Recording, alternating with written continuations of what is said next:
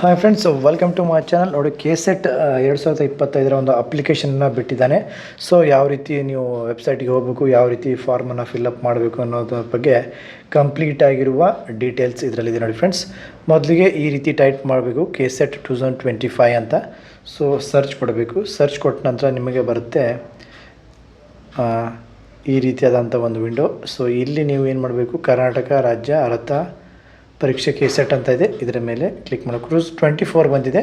So don't worry, ನೀವು ಇಲ್ಲಿ ಏನು ಮಾಡಬೇಕಂತಂದರೆ ಇಲ್ಲಿ ನೋಡಿ ಫ್ರೆಂಡ್ಸ್, ಪ್ರವೇಶ ಅಂತಿದೆ. ಇಲ್ಲಿ ಪ್ರವೇಶಗೆ ಕ್ಲಿಕ್ ಮಾಡಿದ ನಂತರ ಇಲ್ಲಿ ನಿಮಗೆ ಬರುತ್ತೆ ಕರ್ನಾಟಕ ರಾಜ್ಯ ಅರ್ಹತಾ ಪರೀಕ್ಷೆ KSET 2025 ಅಂತಿದೆ, ಇದರ ಮೇಲೆ ಕ್ಲಿಕ್ ಮಾಡಬೇಕು. ಆವಾಗ ಈಗ ಒಂದು ವಿಂಡೋ ಬರುತ್ತೆ. ಇದರಲ್ಲಿ ಮೊದಲನೇದಾಗಿ ಏನಿದೆ, ಇಲ್ಲಿ ಕೆಳಗಡೆ ಪಠ್ಯಕ್ರಮ ಇರ್ತದೆ. ಇಲ್ಲಿ ಕ್ಲಿಕ್ ಮಾಡಿದ್ರೆ ಯಾವ ರೀತಿ ಒಂದು ಸಿಲೆಬಸ್ ಇದೆ ಗೊತ್ತಾಗುತ್ತೆ. ಆಮೇಲೆ ಅಧಿಸೂಚನೆ, ಇಲ್ಲಿದ್ರ ಬಗ್ಗೆ ಇಲ್ಲಿ ಕ್ಲಿಕ್ ಮಾಡಿದ್ರೆ ನಿಮಗೆ ಅಧಿಸೂಚನೆ ತೋರಿಸುತ್ತೆ, ನೋಟಿಫಿಕೇಷನು. ಸೊ ಇಲ್ಲಿ ಕ್ಲಿಕ್ ಮಾಡಿದ್ರೆ ಏನೋ ಮೊದಲೇ ಲಿಂಕು ನಿಮಗೆ ಅದು ವಿಂಡೋ ಓಪನ್ ಆಗುತ್ತೆ. ಇಲ್ಲಿ ನೀವು ಅಪ್ಲಿಕೇಶನನ್ನು ಹಾಕಬಹುದು. ಮೊದಲನೇದಾಗಿ ನೋಡಿ, submit application for the Karnataka state eligibility test ಅಂದರೆ ಕರ್ನಾಟಕ ರಾಜ್ಯ ಅರ್ಹತಾ ಪರೀಕ್ಷೆಗೆ ಅರ್ಜಿ ಸಲ್ಲಿಸಿದೆ. ಸ್ಟೆಪ್ 1 ಮೊದಲಿಗೆ ಇಲ್ಲೇ ಹೋಗ್ಬೇಕು ಫ್ರೆಂಡ್ಸ್. ಸ್ಟೆಪ್ 1ಗೆ ಕ್ಲಿಕ್ ಮಾಡಿದ ನಂತರ ನಿಮಗೆ ಈ ರೀತಿಯಾದ ವಿಂಡೋ ಬರುತ್ತೆ. ಇಲ್ಲಿ ನಿಮ್ಮ ಹೆಸರು ಆಧಾರ್ ಕಾರ್ಡಲ್ಲಿ ಯಾವ ರೀತಿ ಇದೆ ಆ ಒಂದು ರೀತಿ ಹೆಸರನ್ನ ಹಾಕಬೇಕು. ಆಮೇಲೆ ಡೇಟ್ ಆಫ್ ಬರ್ತ್ ಆಧಾರ್ ಕಾರ್ಡಲ್ಲಿ ಯಾವ ರೀತಿ ಇದೆ ಇಲ್ಲಿ ಕ್ಲಿಕ್ ಮಾಡಬೇಕು. ಆಧಾರ್ ಕಾರ್ಡ್ದೇ ಹಾಕಬೇಕು ಫ್ರೆಂಡ್ಸ್. ನೀವು ನೆಕ್ಸ್ಟು SSLC ಕೇಳ್ತಾನೆ, ಆವಾಗ SSLC ಹಾಕಬೇಕು. ಮೊದಲಿಗೆ ಏನು ಮಾಡ್ತಾನೆ ಅಂದರೆ, ನಿಮ್ಮ ಆಧಾರ್ ಕಾರ್ಡನ್ನು ವೆರಿಫಿಕೇಷನ್ ಮಾಡ್ತಾನೆ. ಆಧಾರ್ ಕಾರ್ಡಲ್ಲಿ ಬೇರೆ ಇದೆ ಸರ್, ನಂದು SSLCಯಲ್ಲಿ ಬೇರೆ ಇದೆ ಅಂತಂದರೆ ನಡೆಯುತ್ತೆ, ಡೋಂಟ್ ವರಿ. ಈಗ ಇಲ್ಲೇನು ಕೇಳಿದ್ದಾನೆ, ಆಧಾರ್ ಕಾರ್ಡ್ ಅಂತ ಕೇಳಿದ್ದಾನೆ. ಸೊ ನೀವು ಇಲ್ಲಿ ಆಧಾರ್ ಕಾರ್ಡದ್ದು ಡೀಟೇಲ್ಸ್ ಮಾತ್ರ ಹಾಕಬೇಕು. ಓಕೆ, ಇಲ್ಲಿ ನೋಡಿ ಫ್ರೆಂಡ್ಸ್, ಇಲ್ಲಿ ನೀವು ನಿಮ್ಮದು ಇಲ್ಲ ಆಧಾರ್ ಕಾರ್ಡ್ ನಿಮ್ಮ ಒಂದು ಹೆಸರನ್ನು ಇಲ್ಲಿ ಹಾಕ್ಬೋದು. ಆಮೇಲೆ ಇಲ್ಲಿ date of birth Aadhaar card ಯಾವ ರೀತಿ ಆ ರೀತಿ. ಆಮೇಲೆ last 4 digit of Aadhaar card number. So ಇಲ್ಲಿ ಹಾಕಿದ್ವಿ, ಸಬ್ಮಿಟ್ ಅಂತ ಕೊಟ್ಟರೆ ಸಬ್ಮಿಟ್ ಅಂತ ನೀವು ಕ್ಲಿಕ್ ಮಾಡಿದ್ರೆ ನಿಮಗೆ ಒಂದು ವಿಂಡೋ ಓಪನ್ ಆಗುತ್ತೆ. ಅಲ್ಲಿ ಡಿಕ್ಲರೇಷನ್ ಆಧಾರ್ ಕಾರ್ಡ್ ನಿಮಗೆ ಡಿಕ್ಲರೇಷನ್ ಬರುತ್ತೆ, OTP ಬರುತ್ತೆ ಕೊನೆಯಲ್ಲಿ. ಇಲ್ಲಿ ಕೆಳಗಡೆ ಸ್ಲೈಡ್ ಮಾಡ್ತಾ ಹೋದರೆ ನಿಮಗೆ OTP ಬರುತ್ತೆ. ಸೊ ಆ ಒಂದು ನೀವು ಆಧಾರ್ ಕಾರ್ಡ್ ಇನ್ಫಾರ್ಮೇಷನನ್ನು ತುಂಬಿ ಓಕೆ ಅಂತ ಹೊಡೆದು ನೀವು ಕ್ಲಿಕ್ ಕೊಡಬೇಕಾಗುತ್ತೆ. ಆವಾಗ OTP ಬರುತ್ತೆ ನಿಮ್ಮ ಮೊಬೈಲ್ ನಂಬರಿಗೆ, ಯಾವ ನಂಬರ್ ಲಿಂಕ್ ಆಗಿರುತ್ತೆ ಆ ನಂಬರನ್ನು ಕೆಳಗಡೆ ನೀವು ಏನೋ ಅದನ್ನು ಟೈಪ್ ಮಾಡಿ ಹಾಕಿದ್ರೆ ಸಬ್ಮಿಟ್ ಅಂತ ಕೊಟ್ಟರೆ ನಿಮಗೆ ನೆಕ್ಸ್ಟ್ ಸ್ಟೆಪ್ ಬರುತ್ತೆ. ಯಾವುದಪ್ಪ ಅಂತಂದರೆ ಮುಂದಿನ ಸ್ಟೆಪ್ ಬರುತ್ತೆ ಇಲ್ಲಿದೆ ಫ್ರೆಂಡ್ಸ್. ಅಪ್ಲೋಡ್ ಯುವರ್ ಸಿಗ್ನೇಚರ್, ಭಾವಚಿತ್ರ, ಸಹಿ ಅಪ್ಲೋಡ್ ಮಾಡಲು ಇಲ್ಲಿ ಕ್ಲಿಕ್ ಮಾಡಿ ಅಂತ ಇದೆ. ಇಲ್ಲಿ ನೀವು ಕ್ಲಿಕ್ ಮಾಡಬೇಕು. ಓಕೆ, ಇಲ್ಲಿ ಮೊದಲನೇದಾಗಿ ನೀವು ಒಂದು ಅಪ್ಲಿಕೇಶನ್ ನಂಬರ್ ಬರುತ್ತೆ, ಅದನ್ನು ಕ್ಲಿಕ್ ಮಾಡಿ ಸೇವ್ ಮಾಡಿ ಇಟ್ಕೋಬೇಕು, ಸ್ಕ್ರೀನ್ಶಾಟ್ ಹೊಡೆದು. ಓಕೆ, ಆಮೇಲೆ 2ನೇ ಹಂತಕ್ಕೆ ಹೋಗಬೇಕು. ನೋಡಿ, 2ನೇ ಹಂತನ ಕ್ಲಿಕ್ ಮಾಡ್ತಾಯಿದ್ದೀನಿ. ಕ್ಲಿಕ್ ಮಾಡಿದೆ ಈಗ. ಸೊ ಇಲ್ಲಿ ಆ ಒಂದು ID ಏನು ಕ್ರಿಯೇಟ್ ಆಗಿರುತ್ತೆ, ಆಧಾರ್ ಕಾರ್ಡ್ ವೆರಿಫಿಕೇಷನ್ ID, ಆ ಒಂದು IDಯನ್ನು ನೀವಿಲ್ಲಿ ಹಾಕಬೇಕು. ಆಮೇಲೆ ಡೇಟ್ ಆಫ್ ಬರ್ತ್ ಏನಿದೆ ಅಲ್ಲಿ ಹಾಕಬೇಕು. ಆ ರೀತಿ ಹಾಕಿದಾಗ ನಿಮಗೆ ಯಾವ ರೀತಿ ವಿಂಡೋ ಬರುತ್ತೆ ಅಂದರೆ,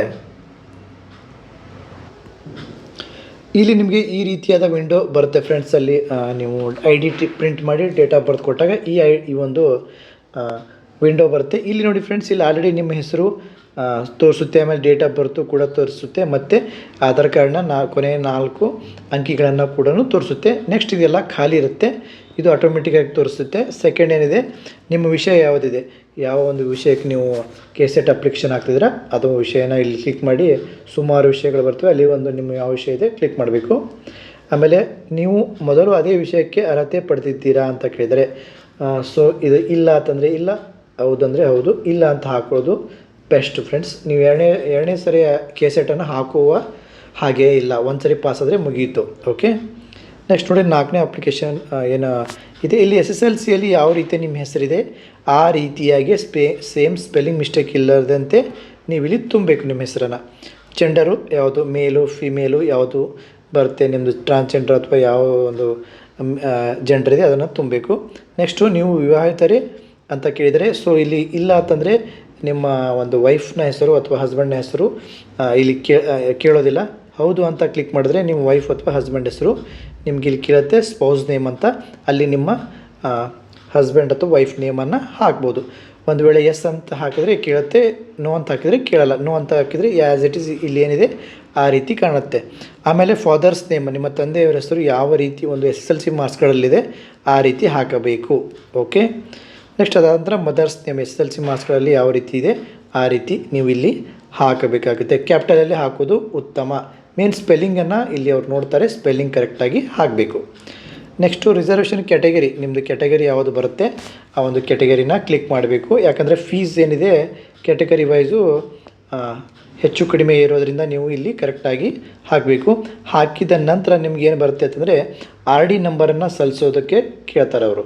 ಇವು ಯಾವ ಒಂದು ಫಾರ್ ಎಕ್ಸಾಂಪಲ್ ಈಗ ಕ್ಯಾಟಗರಿ 2B ಅಥವಾ 2A ಅಥವಾ ಕ್ಯಾಟಗರಿ 1 ಅಂತ ಹಾಕಿದರೆ ನೀವು RD ನಂಬರ್ ಏನಿರುತ್ತೆ ಆ ಒಂದು RD ನಂಬರು ಅಥವಾ ಡೀಟೇಲ್ಸ್ ಏನು ಕೇಳ್ತಾನೆ ಇಲ್ಲಿ ಕೆಳಗಡೆ ಬರುತ್ತೆ. ಇಲ್ಲಿ ವಿಂಡೋ ಓಪನ್ ಆಗಿಲ್ಲ, ಅದು GM ಇರೋದ್ರಿಂದ. ಸೊ ಇಲ್ಲಿ ವಿಂಡೋ ಓಪನ್ ಆಗುತ್ತೆ, ಅಲ್ಲಿ ನೀವು RD ಸಂಖ್ಯೆಯನ್ನು ಹಾಕಬೇಕಾಗತ್ತೆ. ನೆಕ್ಸ್ಟ್ ನೋಡಿ, ಅಲ್ಲಿ ಹಾಕಿದಾಗ ನಿಮ್ಮ ಡೀಟೇಲ್ ಕಂಪ್ಲೀಟ್ ಡೀಟೇಲು ಅಲ್ಲಿ ಕೆಳಗಡೆ ತಾನೇ ಆಟೋಮೆಟಿಕ್ಕಾಗಿ ತೋರಿಸುತ್ತೆ. ನೆಕ್ಸ್ಟ್ ನೋಡಿ, date of birth as in SSLC 10th marks card. 10th ಮಾರ್ಕ್ಸ್ಕಲ್ಲಿ ಯಾವ ರೀತಿ ನಿಮ್ಮದು ಒಂದು ಡೀಟೇಲ್ಸ್ ಇದೆ, ಡೇಟ್ ಆಫ್ ಬರ್ತ್ ಇದೆ, ಅದನ್ನು ಇಲ್ಲಿ ತುಂಬಬೇಕು ಫ್ರೆಂಡ್ಸ್. ನೆಕ್ಸ್ಟು ನಿಮ್ಮ ಆಟೋಮೆಟಿಕ್ಕಾಗಿ ಇಲ್ಲಿ ಏನು ಡೇಟ್ ಆಫ್ ಬರ್ತ್ ಹಾಕ್ತೀರಾ, ಇಲ್ಲಿ ನಿಮ್ಮ ಏಜ್ ಎಷ್ಟಾಗಿದೆ, ಎಷ್ಟು ತಿಂಗಳಾಗಿದೆ, ಈಗ ನಿಮಗೆ ಎಷ್ಟು ದಿನಗಳಾಗಿವೆ ಅಂತ ಕೂಡ ಆಟೋಮೆಟಿಕ್ಕಾಗಿ ತೋರಿಸುತ್ತೆ. ಇನ್ನು ವಿಳಾಸ ಇಲ್ಲಿ ನಿಮ್ದು ಹಾಕಬೇಕು, ಡೀಟೇಲ್ಸು ನಿಯರು ಯಾವ ಟೆಂಪಲ್ ಹತ್ರ ಇದೆ ಅಥವಾ ಯಾವುದಾದ್ರೂ ಒಂದು ಗಲ್ಲಿ ಇದೆಯಾ, ಇಲ್ಲಿ ನಿಮ್ಮ ಗಲ್ಲಿ ಮತ್ತು ನಿಯರ್ ಯಾವುದಾದ್ರೂ ಲ್ಯಾಂಡ್ ಮಾರ್ಕನ್ನು ಹಾಕಿ ತಾಲೂಕು ಪ್ಲೇಸ್ ಇಲ್ಲಿ ಬರೀಬೇಕು. ಡಿಸ್ಟಿಕ್ ಯಾವುದಂತ ಇಲ್ಲಿ ಸೆಲೆಕ್ಷನ್ ಮಾಡಬೇಕು. ನೆಕ್ಸ್ಟು ರಾಜ್ಯ, ಇಲ್ಲೇನು ಡಿಸ್ಟಿಕ್ ಯಾವುದಿರುತ್ತೆ ಅದನ್ನೇ ಹಾಕಬೇಕು. ಆಮೇಲೆ ರಾಜ್ಯ ಯಾವುದಿದೆ ಅಂತ ಇಲ್ಲಿ ಕ್ಲಿಕ್ ಮಾಡಬೇಕು. ಆಲ್ಮೋಸ್ಟ್ ಅಲ್ಲಿ ಕರ್ನಾಟಕ ಅಂತ ಹೇಳ್ಬೋದು. ಪಿನ್ ಕೋಡ್ ಹಾಕಬೇಕು ಇಲ್ಲಿ. ನೆಕ್ಸ್ಟು ಇಲ್ಲಿ ಮೊಬೈಲ್ ನಂಬರ್ ಭಾಳ ಇಂಪಾರ್ಟೆಂಟು. ಈಗ ಚಾಲ್ತಿಯಲ್ಲಿರುವ ನಂಬರನ್ನು ನೀವು ಹಾಕಬೇಕಾಗತ್ತೆ. ಇಮೇಲ್ ವಿಳಾಸ ಕೂಡ ಚಾಲ್ತಿಯಲ್ಲಿರುವ ಜಿಮೇಲನ್ನು ಕೊಡ್ರಿ. ಆಲ್ಮೋಸ್ಟ್ ಅಲ್ಲಿ ಬೇರೆ ಯಾವ ಆಗಲಿ ಬೇರೆ ಒಂದು ಇಮೇಲನ್ನು ಕೊಡಬೇಡಿ, ಜಿಮೇಲ್ದು ಇಮೇಲೇ ಕೊಡ್ರಿ. ನೆಕ್ಸ್ಟ್ ನೋಡಿ, ನೀವೇನು ಪರ್ಸನ್ ವಿತ್ ಡಿಸೆಬಿಲಿಟಿ ವಿಶೇಷ ಚೇತನರ ಅಂತ ಕೇಳಿದರೆ ಹೌದು ಆದರೆ ಹೌದು, ಇಲ್ಲ ಅಂದರೆ ಇಲ್ಲ ಅಂತ ಹಾಕಿ. ನೆಕ್ಸ್ಟು 10th ರಿಜಿಸ್ಟ್ರೇಷನ್ ನಂಬರ್ ಕೇಳಿದರೆ ನಿಮ್ಮ 10th ಏನು ರಿಜಿಸ್ಟ್ರೇಷನ್ ನಂಬರ್ ಬರುತ್ತೆ ಆ ನಂಬರನ್ನು ಇಲ್ಲಿ ಹಾಕಬೇಕು. ಒಂದು 11 ಅಕ್ಷರದ ಒಂದು ರಿಜಿಸ್ಟ್ರೇಷನ್ ನಂಬರ್ ನೀವು ಇಲ್ಲಿ ಹಾಕಬೇಕಾಗುತ್ತೆ. ಟಾಪಲ್ಲಿ ಇರುತ್ತೆ ನಿಮ್ಮ ಮಾರ್ಕ್ಸ್ ಕಾರ್ಡಲ್ಲಿ ಇಲ್ಲಿ. ಸೊ ನೆಕ್ಸ್ಟ್ ನೋಡಿ, ಎಜುಕೇಷನ್ ಕ್ವಾಲಿಫಿಕೇಷನ್ ಯಾವ ರೀತಿ ಅಂತ ಆಲ್ಮೋಸ್ಟ್ ಆಲ್ ಒಂದೇ ಆಪ್ಷನ್ ಇದೆ ಇಲ್ಲಿ, PG ಕಂಪ್ಲೀಟ್ ಆಗಿದೆ ಅಂತ ಕೇಳುತ್ತೆ, ಅದು ಎಸ್ ಆಗಿದೆ ಅಂತ ನೀವು ಹಾಕಬೇಕಾಗುತ್ತೆ. ಕಂಪ್ಲೀಟ್ ಆದವ್ರಿಗೆ ಮಾತ್ರ ಅವಕಾಶ ಕೊಟ್ಟಿದ್ದಾರೆ ಇಲ್ಲಿ. ಸೊ ಪರ್ಸ್ಯೂ ಮಾಡ್ತಾ ಇರೋರಿಗೆ ಏನು ಅವಕಾಶ ಇಲ್ಲ. ನೆಕ್ಸ್ಟ್ ನೋಡಿ, have you passed in post graduation exam, yes ಅಂತ ಹಾಕಬೇಕಾಗುತ್ತೆ. ನೆಕ್ಸ್ಟು ನಿಮ್ಮದು ಪರ್ಸೆಂಟೇಜ್ ಮೇಲೆ ನಿಮ್ಮ ಮಾರ್ಕ್ಸ್ ಕಾರ್ಡ್ ಕೊಟ್ಟಿದ್ದಾರಾ ಅಥವಾ CGPA ಮೇಲೆ ಗ್ರೇಡ್ ಮೇಲೆ ನಿಮಗೆ ಮಾರ್ಕ್ಸ್ ಕಾರ್ಡ್ ಕೊಟ್ಟಿದ್ದಾರೆ ಅಂತ ಕೇಳ್ತಾರೆ. ಪರ್ಸೆಂಟೇಜ್ ಇದ್ದರೆ ಪರ್ಸೆಂಟೇಜು, ಗ್ರೇಡ್ ಅಂತ ಕ್ಲಿಕ್ ಮಾಡಿ. ಇಲ್ಲಿ ಪರ್ಸೆಂಟೇಜ್ ಅಂತ ಕ್ಲಿಕ್ ಮಾಡಿದ್ರೆ ನೀವು ಎಷ್ಟು ಮಾರ್ಕ್ಸನ್ನು ತೆಗೆದುಕೊಂಡಿದ್ದೀರಾ, ಆಮೇಲೆ ಎಷ್ಟು ಮಾರ್ಕ್ಸ್ ಇದ್ದು, ಇಲ್ಲಿ ಫಾರ್ ಎಕ್ಸಾಂಪಲ್ ಈಗ 600 ಮಾರ್ಕ್ಸ್ ಇದ್ದು ಅಂದರೆ ನೀವು ಎಷ್ಟು ತೊಗೊಂಡಿದ್ರೆ 400 ಮಾರ್ಕ್ಸ್ ತೊಗೊಂಡಿದ್ದೀರಾ ಅಂತ ಇಲ್ಲಿ ಹಾಕಬೇಕಾಗುತ್ತೆ. ಇಲ್ಲಿ ಹೈಯೆಸ್ಟ್ ಮಾರ್ಕ್ಸು ಇಲ್ಲಿ ತೆಗೆದುಕೊಂಡ ಮಾರ್ಕ್ಸು, ಆವಾಗ ಆಟೋಮೆಟಿಕ್ಕಾಗಿ ಶೇಕಡಾವಾರು ಇಲ್ಲಿ ನಿಮ್ಮದು ಬರುತ್ತೆ. ಓಕೆ, ಆಮೇಲೆ ಯಾವ ವಿಶ್ವವಿದ್ಯಾಲಯ ಅಂತ ನೀವೇ ಟೈಪ್ ಮಾಡಿ ನಿಮ್ಮ ಯೂನಿವರ್ಸಿಟಿಯ ಒಂದು ಹೆಸರನ್ನು ಇಲ್ಲಿ ಬರೀಬೇಕಾಗುತ್ತೆ. ಕ್ಯಾಪಿಟಲ್ ಆದರೂ ಹಾಕಿ, ನಾರ್ಮಲ್ ಆದರೂ ಹಾಕಿ. ಇಲ್ಲಿ ಏನು ನೋಡಿ, PhD ಹೋಲ್ಡರ್ ಆಗಿದ್ದರೆ ಹೌದು ಅಂತ ಹಾಕಿ, ಇಲ್ಲ ಅಂದರೆ ಇಲ್ಲ ಅಂತ ಕ್ಲಿಕ್ ಮಾಡಿ. ನೀವು ರಾಜ್ಯ ಅಥವಾ ಕೇಂದ್ರ ಸರ್ಕಾರಿ ನೌಕರಿ ಅಂತ ಕೇಳ್ತಾರೆ, ಹೌದು ಅಂದರೆ ಹೌದು, ಇಲ್ಲ ಅಂದರೆ ಇಲ್ಲ. ಹೌದು ಅಂತ ಕೇಳಿದ್ರೆ ನಿಮಗೆ ಯಾವ ಡಿಪಾರ್ಟ್ಮೆಂಟ್ ಅಂತ ಕೇಳ್ತಾರೆ, ಡಿಪಾರ್ಟ್ಮೆಂಟ್ ಯಾವುದಿದೆ ಹಾಕಿ. ಪೊಲೀಸ್ ಡಿಪಾರ್ಟ್ಮೆಂಟು ಅಥವಾ ಪ್ರಿಸನ್ ಡಿಪಾರ್ಟ್ಮೆಂಟು ಅಥವಾ ಅಗ್ನಿಶಾಮಕ ಡಿಪಾರ್ಟ್ಮೆಂಟು ಅಥವಾ ಎಜುಕೇಷನ್ ಡಿಪಾರ್ಟ್ಮೆಂಟು, ರೆವಿನ್ಯೂ ಡಿಪಾರ್ಟ್ಮೆಂಟು, ಯಾವ ಡಿಪಾರ್ಟ್ಮೆಂಟ್ ಇದೆ ಡೈರೆಕ್ಟಾಗಿ ನೀವೇ ನಾರ್ಮಲಾಗಿ ಹೆಸರು ಕೊಟ್ಟರೆ ಸಾಕು. ಪ್ರೆಸೆಂಟ್ಲಿ ವರ್ಕಿಂಗ್, ಈಗ ಪ್ರಸ್ತುತ ಕೆಲಸ ಮಾಡ್ತಾ ಇದ್ದೀರಾ ಅಂತ ಕೇಳ್ತಾರೆ, ಹೌದು ನಾನು ಕೆಲಸ ಮಾಡ್ತಾಯಿದ್ದೀನಿ ಅಂತ ಹಾಕಬೇಕು, ಇಲ್ಲ ಅಂದರೆ ಇಲ್ಲ. ಡಿಸ್ಮಿಸ್ಸು, ರಿಸೈನು ಈ ಥರ ಆದರೆ ಇಲ್ಲಿ ಸಮಸ್ಯೆ ಆಗುತ್ತೆ. ಸೊ ಇಲ್ಲಿ ಹೌದು ಅಂತ ಹಾಕೋದು ಉತ್ತಮ. Next, have you ever been dismissed from your services, ಇಲ್ಲೇ ಇಲ್ಲ ಅಂದರೆ ಇಲ್ಲ, ಹೌದು ಅಂದರೆ ಹೌದು ಅಂತ ಹಾಕಬೇಕು. ಆಮೇಲೆ ನಿಮ್ಮ ಆಧಾರ್ ಕಾರ್ಡಿನ ಕೊನೆಯ 4 ಅಕ್ಷರಗಳನ್ನು ಇಲ್ಲಿ 4 ಅಂಕಿಗಳನ್ನು ಇಲ್ಲಿ ನಾವು ಹಾಕಬೇಕಾಗುತ್ತೆ. ಫಾರ್ ಎಕ್ಸಾಂಪಲ್ 2468 ಅಂತ ಇದೆ, ನೀವು ನಿಮ್ಮದು ಯಾವತ್ತಿದೆ ಅದು ಹಾಕಬೇಕು. ನೆಕ್ಸ್ಟ್, ಸೆಲೆಕ್ಟ್ ಟೆಸ್ಟ್ ಸೆಂಟರ್, ಪರೀಕ್ಷಾ ಕೇಂದ್ರವನ್ನು ಆಯ್ಕೆ ಮಾಡಿ. ಸುಮಾರು 8ರಿಂದ 10 ಪರೀಕ್ಷಾ ಕೇಂದ್ರಗಳಿವೆ ಫ್ರೆಂಡ್ಸ್. ಇಲ್ಲಿ ನೀವು ಈ ಪರೀಕ್ಷಾ ಕೇಂದ್ರನ ಸೆಲೆಕ್ಷನ್ ಮಾಡಿದ್ರೆ ಅಲ್ಲೇ ಬೀಳುತ್ತೆ ನಿಮ್ಮದು. ಎಲ್ಲಿ ಸೆಲೆಕ್ಷನ್ ಮಾಡ್ತೀರಾ ಅಲ್ಲೇ ನಿಮ್ಮ ಸೆಂಟ್ರಿಗೆ ಬೀಳುತ್ತೆ. ಆಮೇಲೆ ಇಲ್ಲಿ ಡೆಕೋರೇಷನ್ ಮೇಲೆ ಇಲ್ಲಿ ಕ್ಲಿಕ್ ಮಾಡಿ ನೀವು ಪ್ರಿವ್ಯೂ ಅಂತ ಕೊಟ್ಟು, ಕೊನೆಗೆ ಪ್ರಿವ್ಯೂ ಅಂತ ಬಂದಾಗ ನೀವು ರೈಟ್ ಅಂತ ಕೊಟ್ಟು ಸಬ್ಮಿಟ್ ಅಂತ ಕೊಡಬೇಕು. ಆವಾಗ ನಿಮ್ಮ ಅಪ್ಲಿಕೇಶನ್ ಸಲ್ಲಿಕೆ ಆಗುತ್ತೆ. ಅದಾದ ನಂತರ ನೆಕ್ಸ್ಟ್ ಸ್ಟೆಪ್ ಏನಂತ ನೋಡೋಣ ಬನ್ನಿ. ಇದಿಷ್ಟು ಕ್ಲಿಕ್ ಮಾಡಿದ ನಂತರ ಮತ್ತೆ ನಿಮಗೆ ಎಲ್ಲೋಗುತ್ತೆ, ಇದು ಈಗ ಕ್ಲಿಯರ್ ಆಗುತ್ತೆ ಫ್ರೆಂಡ್ಸ್. ಇದು 1ನೇದು ನಿಮಗೆ ಕ್ಲಿಯರ್ ಆಯಿತು. ಇನ್ನು 2ನೇದಕ್ಕೆ ನೀವು ಕ್ಲಿಕ್ ಮಾಡಿದಾಗ, ಸೊ ಇಲ್ಲಿ ಕ್ಲಿಕ್ ಮಾಡಿದಾಗ ನಿಮ್ಮದು ಅಗೇನ್ ಇಲ್ಲೊಂದು ಇದು ಬರ್ತದೆ ಫ್ರೆಂಡ್ಸ್, ವಿಂಡೋ ಯಾವ ರೀತಿ ನೋಡಿ. ಸೊ ನಿಮ್ಮದೇನು ಫಸ್ಟಿಗೆ ಏನು ಆಧಾರ್ ಕಾರ್ಡ್ ವೆರಿಫಿಕೇಷನ್ ಮಾಡ್ತಿಲ್ಲ ಆ ಐ ಡಿಯನ್ನು ಕಂಪಲ್ಸರಿಯಾಗಿ ನೀವು ಹಾಕ್ಕೊಳ್ಬೇಕು. ಇಲ್ಲಿ ಹಾಕಿ ಮತ್ತು ಡೇಟ್ ಆಫ್ ಬರ್ತು ಎಲ್ಲ ಕೊಟ್ಟರೆ ಸಬ್ಮಿಟ್ ಅಂತ ಕೊಡಬೇಕು. ಆವಾಗ ನಿಮಗೆ ಓಪನ್ ಆಗುತ್ತೆ. ಯಾವ ರೀತಿ ವಿಂಡೋ ಅಂತ ತೋರಿಸ್ತೀನಿ. ಆಪ್ಷನ್ ಮೇಲೆ ಕ್ಲಿಕ್ ಮಾಡಿದಂಥ ಈ ರೀತಿಯಾದಂಥ ಒಂದು ವಿಂಡೋ ಬರುತ್ತೆ. ಇಲ್ಲಿ ನಿಮ್ಮ ಅಪ್ಲಿಕೇಶನ್ ಐ ಡಿ, ಇಲ್ಲಿ ನೇಮು ಮತ್ತು ಇಲ್ಲಿ ಡೇಟ್ ಆಫ್ ಬರ್ತ್ ಬರುತ್ತೆ. ಇಲ್ಲಿ ನೀವು ಫೈಲನ್ನು ಚಾಯ್ಸ್ ಮಾಡಬೇಕಾಗುತ್ತೆ. ಒಂದು ಸಣ್ಣ ನಿಮ್ಮ ಇಮೇಜಿನ ಒಂದು ಇಲ್ಲಿ ಏನು ಕೊಟ್ಟಿದ್ದಾರೆ 100 KB ಒಳಗಿನ ಒಂದು ಇಮೇಜನ್ನು, ನಿಮ್ಮದು ಇಮೇಜನ್ನು ಇಲ್ಲಿ ಹಾಕಬೇಕಾಗುತ್ತೆ. ಇಲ್ಲಿ ಹಾಕಿದ ನಂತರ ಕ್ಲಿಕ್ ಹಿಯರ್ ಟು ಅಪ್ಲೋಡ್ ಅಂತ ಇರುತ್ತೆ. ಇಲ್ಲಿ ಕ್ಲಿಕ್ ಮಾಡಬೇಕು. ಅಲ್ಲಿ ನಿಮ್ಮ ಫೋಟೋ ಇಲ್ಲಿ ಡಿಸ್ಪ್ಲೇ ಆಗುತ್ತೆ. ಸೇಮ್ ಸಿಗ್ನೇಚರ್ ಕೂಡ 100 KB ಒಳಗಡೆ ಇರಬೇಕು.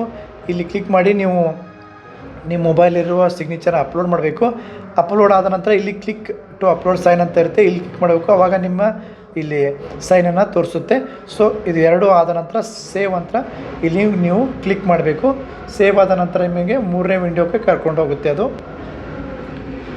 ಆಮೇಲೆ ನೀವು ಇಲ್ಲಿ 3ನೇ ಏನು ಆಪ್ಷನ್ ಇದೆ ಫ್ರೆಂಡ್ಸ್, ಫೀ ಪೇಮೆಂಟು, ಇಲ್ಲಿ ಹೋಗ್ಬೇಕಾಗುತ್ತೆ.